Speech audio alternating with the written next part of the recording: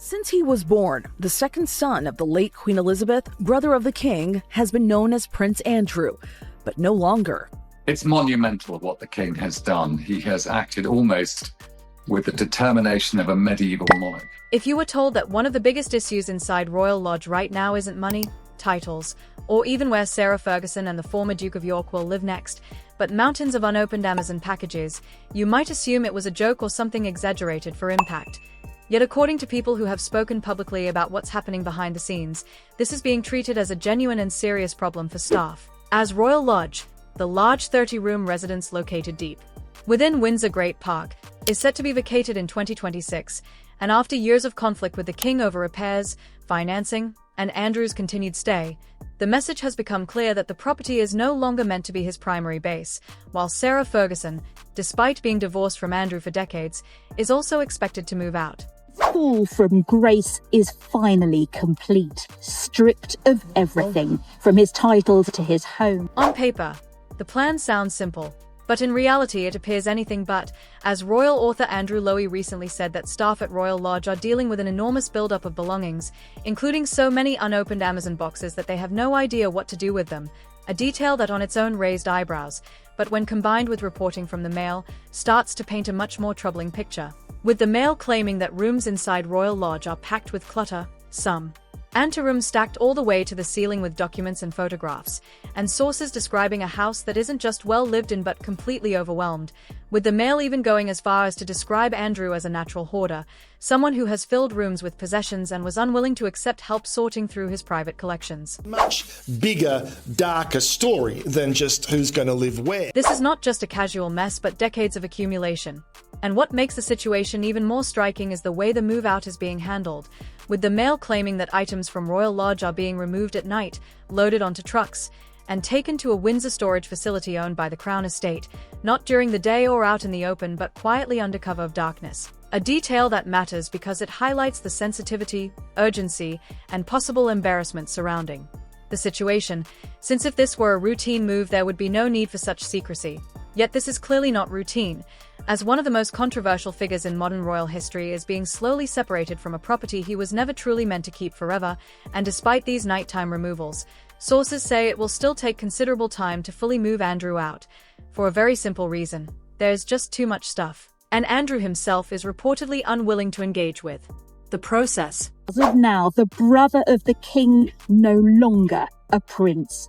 In a statement, Buckingham Palace announced, His Majesty has today initiated a formal process to remove the style, titles and honours of Prince Andrew. According to the Mail, Andrew was unwilling to accept help sorting through his private collections, a resistance that matches what royal watchers have said about him for years, noting that he dislikes interference, resists change, and believes others should adapt to him rather than the other way around. And then there are the teddy bears, a subject that has circulated in reports for years and was often dismissed as a quirky footnote, but in the context of this move takes on a very different tone, because according to reports Andrew is deeply worried about how his teddy bears will handle leaving Royal Lodge, with one source claiming he views them as companions and believes Royal Lodge was their home as well, going on to say that being forced to move has sent Andrew into what they described as a full-blown meltdown, with him repeatedly telling people the bears will not cope with the change, projecting his own emotions onto them in a way the source compared to a child. In separating his brother Andrew from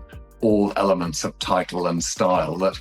normally people who are born into the royal family. Whether one takes that report at face value or not, it reinforces a wider pattern, as Andrew forms strong attachments to objects and places and struggles when they are taken away, which now helps explain the headlines suggesting he has been dragging his feet over the move, an obsession that has added pressure to already strained staff, given his reputation for strict rules and high expectations, leaving those staff to manage not only a logistical nightmare but also the emotional resistance of the man at the center of it, all unfolding against a backdrop that makes the timing especially awkward. Because in the same week the Mail was reporting on cluttered rooms and nighttime removals, Andrew was seen attending the christening of his granddaughter at the Chapel Royal in St. James's Palace, one of the most private and symbolic spaces in the royal world, where access is entirely at the king's discretion. And just as Andrew slipped into that deeply privileged setting, likely feeling uplifted by the moment, images connected to Jeffrey Epstein began circulating once again.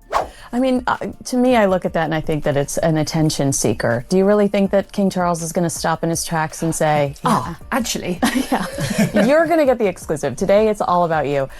So I'm annoyed by that. I think that there were some fair questions shouted at him. But one photo showing Andrew alongside Bill Gates spread rapidly online. And while it later emerged that the image was a cropped version of a professionally taken photograph available through a global agency, the damage had already been done. As the Epstein scandal continues to resurface, evolve, and embarrass the monarchy. And yet on the very same day those images were circulating worldwide. Andrew and Sarah were seen attending a family gathering, raising questions about how much tolerance still exists behind palace walls even as efforts continue to quietly remove Andrew from Royal Lodge, with the Mail reporting that Andrew is expected to relocate to what sources described as a shoebox-sized holding property in a remote area of King Charles's private Norfolk estate at Sandringham, a dramatic downgrade for someone accustomed to Royal Lodge, and an obvious challenge for a known hoarder, prompting the question of what happens to everything that simply will not fit, while Loney has suggested that Andrew may ultimately spend much of his time abroad, particularly in Bahrain, where he has reportedly been promised access to a lavish palace,